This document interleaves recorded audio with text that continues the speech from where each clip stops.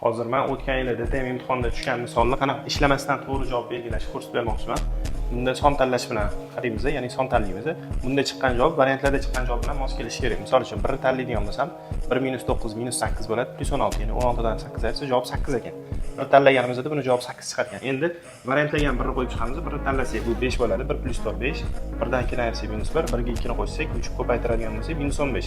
Demak, -15 chiqdi, bizning javob 8 chiqishi kerak edi. Bu javob ya'ni noto'g'ri javob bo'ladi. Asi, keyingisi 1 dan 2 ni ayiradigan bo'lsak -1, 1 dan 8 ni ayirsak -7, 1 ga 1 qo'shsak 2. Buni javob -14. Demak, bu ham noto'g'ri javob ekan. Keyingisi 1 dan 1 ni ayirsak 0 bo'ladi, -4 qolar ekan. -4 ko'paytirib 1 ga 1 qo'shsak 2, 2 dan 4 ni ayirsak -2. Buni javobi 8 chiqdi mana. Hop, bu javob bo'lishi mumkin.